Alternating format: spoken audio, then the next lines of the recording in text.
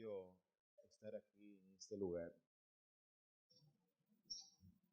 y un gozo también poder compartir con ustedes este día tan especial, la Cena del Señor. Un servicio que el Señor estableció para recordar su sacrificio por la raza humana, por cada uno de nosotros, y que también por la fe nos adentramos al día cuando Jesús mismo dijo que entonces comería y bebería con nosotros en el reino de su Padre. Porque Él dijo que no iba a comer ni a beber del jugo de la vid hasta que lo haga con nosotros en su reino. Y la verdad que el Señor debe amarnos mucho, porque nosotros no hubiéramos esperado tanto para tomar del jugo de la vid por un amigo. Pero Él dice que nosotros somos sus amigos porque Él nos escogió y si hacemos lo que Él nos manda. Hay algo que a mí siempre me ha llamado la atención y es cómo los 4 evangelistas dedican tanto tiempo a esa última semana de vida de Jesús antes de que fuera crucificado. Cada uno de ellos dedica por lo menos un mínimo de un 25% a la última parte de la vida de Jesús y algunos dedican más. Juan dedica prácticamente el 50% del Evangelio a solo un día de esa semana. ¿Ustedes no me están escuchando bien? ¿No me escuchan bien? Pues no suelto el micrófono entonces. Noten que Jesús padeció por cada uno de ustedes y por mí lo que nosotros debíamos haber sufrido. De hecho, hoy día sabemos que en muchos países, incluyendo el nuestro, las autoridades que están llamadas a establecer la ley son las primeras en violarla. Pero si hubo alguien cuyos derechos se les violaron de todas las formas imaginables, fue Jesús. Fue juzgado de noche, que estaba prohibido por la ley judía. Se le acusó en base a lo que él mismo dijo, que también estaba dicho en la ley judía, que nadie podía ser acusado por su propio testimonio. La persona debía ser condenada en boca de 2 o 3 testigos por lo que había hecho. Aparte de eso, se buscaron testigos falsos. Si todo lo que hoy día vemos que ocurre en nuestra sociedad fue lo mismo que se hizo con Jesús. La diferencia es que Jesús tenía en sí mismo el poder para acabar con esa farsa en cualquier instante, lo que hacía la prueba más difícil de sobrellevar. Porque en cualquier momento, si su divinidad fulguraba a través de la divinidad, todos esos hombres que estaban ahí burlándose, escupiéndole, golpeándole, vejándole, habrían caído como muertos. Y si él no quería hacerlo él tan solo hubiera podido decir, como dijo en el jardín del Getsemaní, cuando Pedro sacó la espada y le quiso cortar la cabeza a Malco, que movió rápido la cabeza y solamente perdió la oreja. Y gracias a Jesús que se la colocó de nuevo en su sitio. Y Jesús le dijo a Pedro, mete tu espada en tu vaina. ¿No crees que yo podría pedir a mi Padre 12 legiones de ángeles? Cuando él dijo eso, los ángeles se le abrieron los ojos, deseando que Jesús dijera la palabra. Tan solo di la palabra, Señor. En una noche un ángel mató 185,000 soldados del ejército asirio. En otra, el ángel de Jehová destruyó 70,000 personas entre el pueblo de Israel cuando David cometió un pecado de orgullo. En una noche el ángel del Señor acabó con todos los primogénitos que había en Egipto. ¿Qué no hubiera ocurrido esa noche si el Señor hubiera dicho, líbreme de estos malvados? Pero no, Cristo bebió la copa del sufrimiento. Así como nosotros hemos sido tentados, Cristo también lo ha sido. El enemigo vino a donde Jesús como engañador, tratando, como hizo con Eva, de engañarlo con mentiras, con medias verdades, haciéndolo que ignorara la voluntad de Dios, pero Jesús le venció con la palabra de Dios como tú y yo podemos vencerle. Luego, a través del sufrimiento, tanto físico, mental como emocional, trató de acceder a su cuerpo para que Jesús se impacientara con la voluntad de Dios. Pero Jesús dijo: Padre, si es posible que esta copa pase de mí, que pase, pero no se haga lo que yo quiero, sino tu voluntad. Como él mismo después le dijo a Pablo: bástate mi gracia, que mi poder se perfecciona en la debilidad. Trató también de acceder a la voluntad de Jesús a través del orgullo, para que Jesús actuara independiente de la voluntad de Dios, pero él mismo dijo: ¿cómo se han de cumplir las Escrituras si yo no paso por esto? Cristo atravesó el mismo calvario que nosotros debemos pasar, pero en una mayor medida. Y de acuerdo al texto que leímos, mientras todo esto ocurría, Jesús callaba. Mientras era acusado falsamente, y la Biblia dice que se contradecían incluso los testigos falsos que habían comprado. No se podían poner de acuerdo. Finalmente hubo dos cuyo testimonio más o menos concordaba, pero aún así Jesús no se defendía. El sumo sacerdote quería hacer como dicen los americanos cuando lo atrapan a uno y dice: todo lo que usted diga podrá ser usado y será usado en su contra. Pero como Jesús no decía nada, no podían acusar. Entonces llegó el momento cumbre. El sumo sacerdote le dijo: te conjuro por el Dios viviente que tú nos digas, ¿eres tú el Cristo, el Hijo de Dios? Muchas veces a Jesús le habían hecho esa pregunta en varias etapas de su ministerio. Y él les había dicho: pero yo se lo digo desde el principio. ¿Cuántas veces Jesús, hablando con personas como la mujer samaritana, le dijo: yo soy el que habla contigo? Cuando ella le dijo: cuando venga el Mesías, él nos va a explicar esas cosas. Y Jesús le dijo a ella claramente. Cuando habló con Nicodemo, dijo: así como Dios, usando a Moisés, levantó la serpiente en el desierto, así será levantado el Hijo del Hombre. Porque de tal manera amó Dios al mundo, que ha dado a su Hijo unigénito, para que todo aquel que en él crea no se pierda, mas tenga vida eterna. En otra ocasión, Jesús les dijo a esos que ahora le preguntaban: antes que Abraham fuese, yo soy. Muchas veces en su ministerio dijo a los que le escuchaban: yo soy el camino, la verdad y la vida. Yo soy la resurrección y la vida. El que cree en mí, aunque esté muerto, vivirá. Yo soy la luz del mundo. El que me sigue no andará en tinieblas. Yo soy el pan vivo que descendió del cielo. Vuestros padres comieron el maná y murieron. Y ahora le preguntaban: ¿eres tú el Cristo, el Hijo del Dios viviente? Había un tiempo cuando callar, pero este no era ese momento.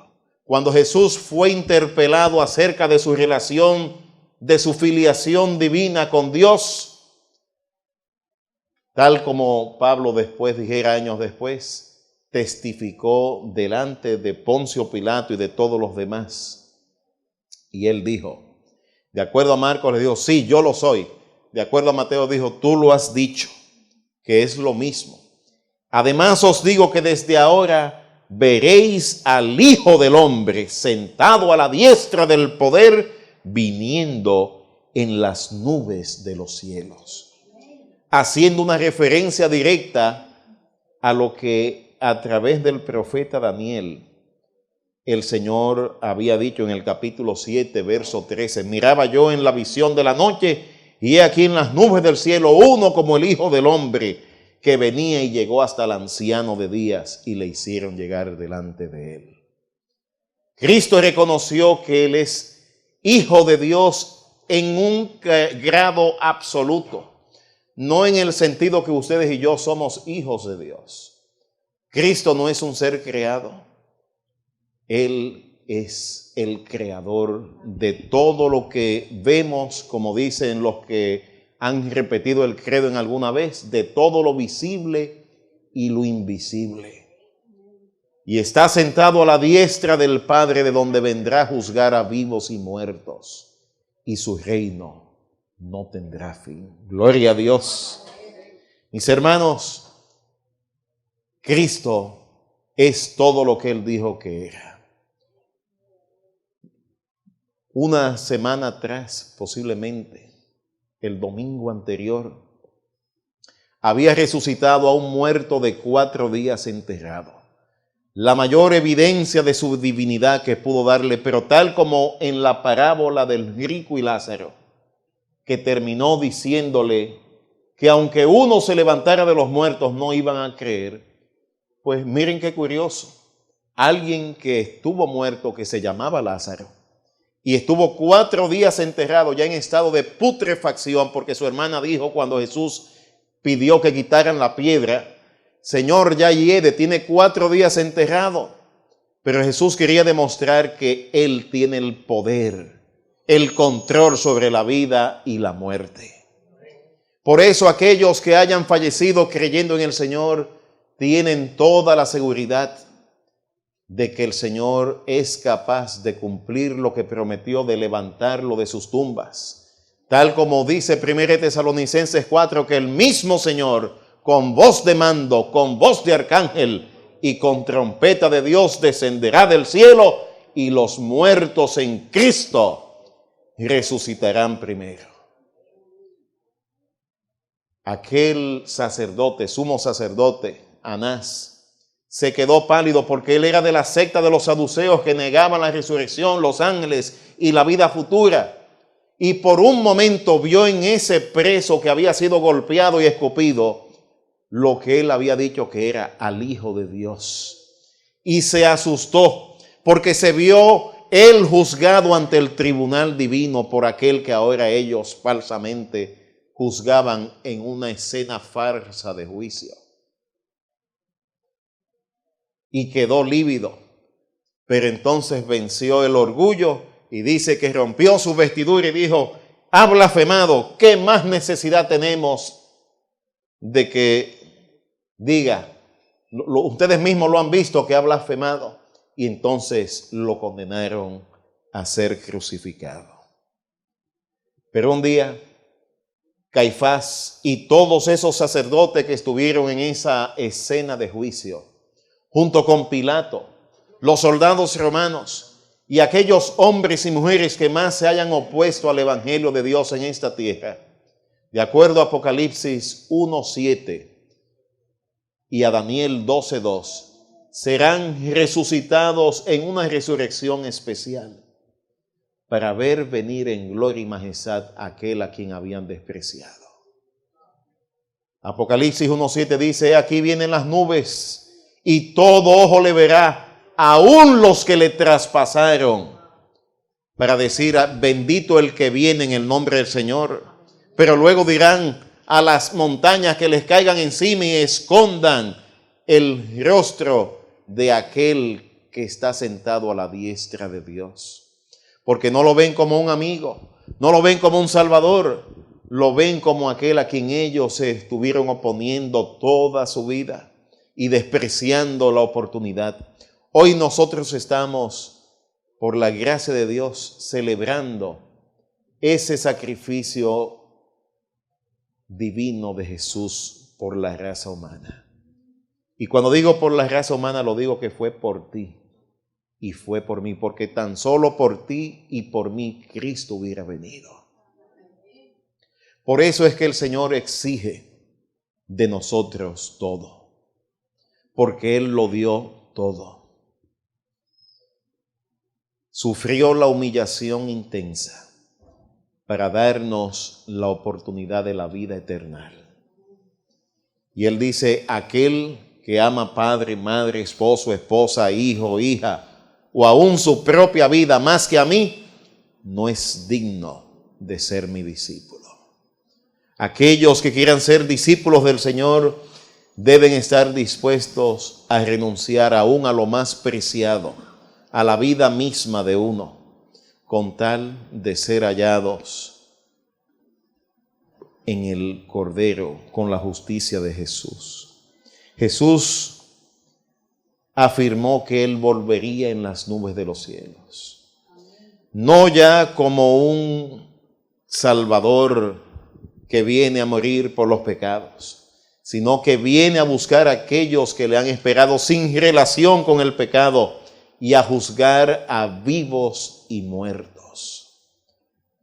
Y a establecer un reino en esta tierra, donde va entonces a reinar por fin la paz y la justicia, con aquellos que han escogido ser seguidores de Jesús. Todos los demás habrán demostrado por su elección que son traidores y que no merecen la existencia en el universo. El universo mismo exigirá su total destrucción como una raza maldita inoculada con el virus del pecado, que no quisieron ser sanados. Y junto con los ángeles perdidos y Lucifer convertido en Satanás, serán desterrados para siempre de la vida. No en un infierno que arderá completamente y que no se va a apagar como algunas personas piensan, porque Dios no es un tirano, pero la Biblia dice que ese fuego los quemará y los convertirá en ceniza, y una vez desaparecido, enjugará Dios toda lágrima de los ojos de ellos, porque todos los que estemos ahí tendremos algún ser querido que habrá muerto sin haber aceptado al Señor, y seguro que lo vamos a lamentar y a llorar.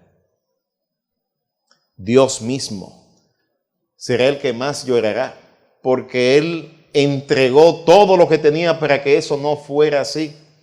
Pero esos que se perdieron, escogieron la perdición. Hermanos, la buena noticia es que nosotros podemos, por la gracia de Dios, ser más que vencedores. Hoy podemos, al participar del pan y del jugo de uva sin fermentar, decirle al Señor que lo aceptamos nuevamente como nuestro Salvador, que aceptamos su sacrificio. Él dijo: todas las veces que coman de este pan y beban de esta copa, la muerte del Señor anuncian hasta que Él venga. Para Dios no hay imposibles. En la cruz del Calvario Él demostró que tenía la intención de salvar aún al más empedernido de los pecadores. 2 ladrones a su lado, y no eran ladrones comunes, eran asesinos también. De acuerdo a Marcos, habían matado a un ciudadano romano. Por eso habían sido condenados a la pena máxima de ser crucificados desnudos, como una vergüenza. Jesús no debió haber estado ahí, pero Él ocupó literalmente el lugar de Barrabás. Barrabás sí sabe lo que es que alguien muere en su lugar, porque Jesús murió en el lugar de Él. Y ahí estaban esos 2 ladrones, ambos con el Salvador del mundo en medio. Ambos tuvieron la misma oportunidad y, de acuerdo a la Biblia, ambos le pidieron que lo salvara. El primero le dijo: si tú eres el Cristo, sálvate a ti mismo y sálvanos a nosotros. Aparentemente un buen compañero, no pensó en él solo, pero su compañero no lo vio así. Le dijo: tú no temes a Dios ante la misma condenación. Tú y yo hemos hecho para estar aquí, pero él ningún mal ha hecho. Y ahora le dijo: Señor, acuérdate de mí cuando vengas en tu gloria, en tu reino. Y a ese Jesús no le hizo esperar con la respuesta. Le dijo: de cierto te digo hoy, tú estarás conmigo en el paraíso. No le prometió: tú vas a estar conmigo hoy en el paraíso, porque ni Jesús estuvo en ese día en el paraíso, porque de acuerdo a Juan 20, Él le dijo a María Magdalena: deja de tocarme, que todavía no he subido a mi Padre ni a vuestro Padre. El tercer día, el domingo. Así que Él no le pudo haber prometido el viernes al ladrón: hoy va a estar conmigo en el paraíso. Ni el ladrón se lo pidió, ni Jesús se lo prometió. De hecho, el ladrón no murió ese día. El único que murió ese día fue Jesús. Al ladrón y a su compañero, de acuerdo a Juan 19, le dieron con unas mandarrias en las rodillas para partirle las piernas y acelerar el proceso de su muerte, que cuando era por crucifixión era por asfixia.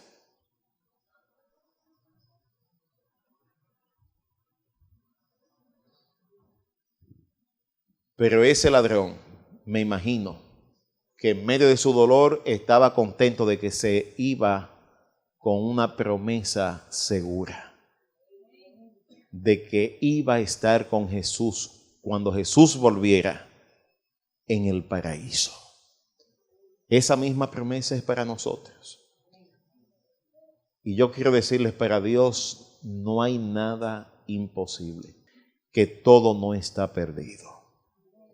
Precisamente por personas como esas fue que Jesús vino a dar su vida. Cristo no hace acepción de personas. No hay pecado tan grande que Dios no pueda llevar ni perdonar. El único pecado que Cristo no puede perdonar es aquel que no se le pide perdón. Pero si venimos a donde Él, como esta muchacha, contrita, como el ladrón que reconoció que era un pecador y dijo: Señor, si hay una oportunidad para mí, acuérdate de mí cuando vengas en tu reino. Jesús no nos hace esperar con la respuesta. Hoy Él te dice: tú vas a estar conmigo en el paraíso. No porque seas bueno o porque seas buena, sino porque Dios es bueno. Porque Dios perdona todos nuestros pecados y los echa en lo profundo del mar.